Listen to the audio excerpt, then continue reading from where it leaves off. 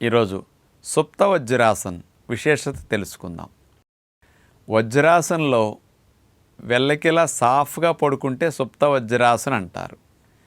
ఈ సుప్త వజ్రాసనం చేయటం ద్వారా ఆడవారికి తొడలు బాగా తగ్గటానికి, ఆ భాగంలో కొవ్వు కరిగిన తర్వాత తొడలు బాగా బిగవటానికి ఇది అద్భుతంగా ఉపయోగపడుతుంది. స్లిమ్గా తొడలు కాస్త పెరగకుండాను కంట్రోల్ చేసుకోవడానికి ఇది బాగా ఉపయోగపడుతుంది. అట్లాగే చాలామందికి పెల్విక్ ఫ్లోర్ కూడా బాగా ఫ్రీగా ఉండటం కోసం, మరి సంతాన సంబంధమైన సమస్యలు ఉన్న స్త్రీలకు కూడా ఆ భాగానికి ఇది చాలా బాగా ఉపయోగపడుతుంది. అలాగే లోవర్ బ్యాక్ టైట్గా ఉండి ఇబ్బంది పడేవారికి లోవర్ బ్యాక్ని, ఆ మజిల్స్ అన్నిటిని ఫ్రీ చేయటానికి చాలా బాగా ఉపయోగపడుతుంది. సన్నగా ఉన్నవారు, చిన్నపిల్లలు అయితే వాళ్ళు 5 నిమిషాలు పడుకున్నా వాళ్ళకి ఏమనిపించదు, ఫ్లెక్సిబిలిటీ ఎక్కువ ఉంటుంది కాబట్టి. కానీ లావు ఉన్నవారు, పెద్దవారు చేయాలంటే చూడటానికి సులభంగా ఉంటుంది, కానీ వేసిన వారికి తెలుస్తుంది తొడల్లో పిండేసినట్టుగా అంత బాగా పెటపెటలాడిపోతూ ఉంటాయి తొడలు. అలాంటి సుప్త వజ్రాసనం ఇప్పుడు చూద్దాం. సుప్త వజ్రాసనం చేసే విధానం ఇప్పుడు చూడబోతున్నాం. ముందుగా వజ్రాసనంలో కూర్చోవాలి. కుడికాల్ని మోకాల దగ్గర నుంచి మడిచి సీట్ కిందకి తీసుకెళ్తాం. అలాగే ఎడమకాల్ని మోకాల దగ్గర నుంచి మడిచి సీట్ కిందకి తీసుకెళ్తాం. ఇలా వజ్రాసనంలో కూర్చున్న తర్వాత ముందుగా కుడి చేతిని ఒక సైడ్కి వంచి మోక చేతి వరకు కుడి చేతిని ఆనిచ్చి వెనక్కి బెండ్ అవ్వాలి.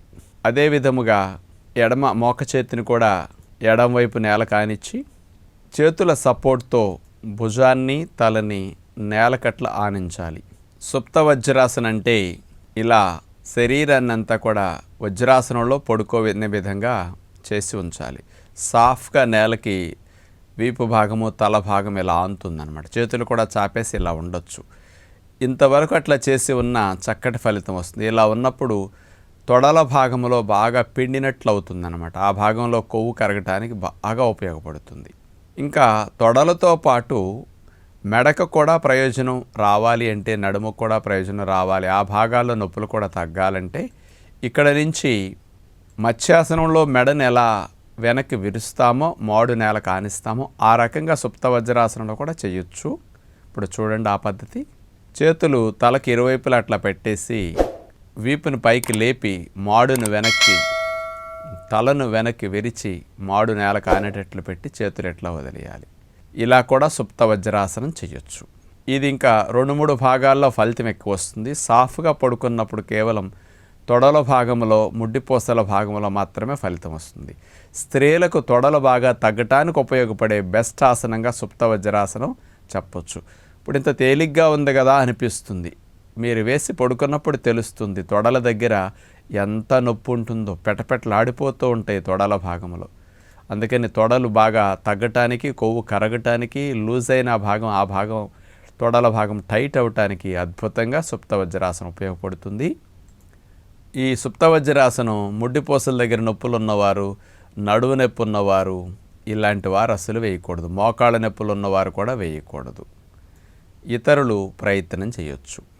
ఉండగలిగినంతసేపు అట్లా ఉన్నాక మెల్లగా చేతుల సపోర్ట్ తీసుకుని ముందుగా సాఫ్గా పడుకునే ప్రయత్నం చేస్తాం. ఆ తర్వాత చేతులతో కాళ్ళ భాగం దగ్గర అట్లా పట్టుకుని పైకి లేచే ప్రయత్నం చేస్తాం. ఇక సుప్త వజ్రాసనం నుంచి వజ్రాసనంలోకి వచ్చాం. ఇప్పుడు వజ్రాసనం నుంచి కూడా కాళ్ళని తీసేసి చాపేసి హాయిగా చేతులు వెనక్కి పెట్టుకుని కాళ్ళు చాపేసి రిలాక్స్ అవుతాం. మోకాళ్ళ దగ్గర నుంచి పాదాల వరకు ఆగిన రక్త ప్రసరణ ఇప్పుడు ఫోర్స్ఫుల్గా దిగువకి గేట్లు ఎత్తితే నీళ్లు బాగా వెళ్ళినట్లే అలా వెళ్ళి రక్త ప్రసరణ పాదాలకు బాగా మెరుగవుతుందన్నమాట. తొడల భాగానికి కూడా రక్త ప్రసరణ బాగా మెరుగవుతుంది. మీ అందరికీ ముందు చూస్తే ఇంతేనా అనిపించుంటుంది. ఆసనం వేసేసరికి తడిపిన బట్టలు ఆరేసేటప్పుడు ముందు పిండుతామే, మీ తొడలు అట్లా పిండేసినట్టుగా తాడు నేత వేసేటప్పుడు ఎట్లా పేంతారో అలా తొడలైపోతాయి. అందుకని అంత బాగా మార్పులు తొడలో వస్తాయి. కాబట్టి స్త్రీలకి లేకపోతే తొడలు ఎక్కువ ఉన్న వారికి బాగా మంచిదని చెప్పింది. కాస్త వయసులో ఉన్న పిల్లలకి, యూత్కి ముందు నుంచి చేపిస్తే ఆ భాగాలు పెరగకుండా మంచిగా ఉండటానికి ఆసనం ఉపయోగపడుతుంది. ప్రయత్నించండి. నమస్కారం.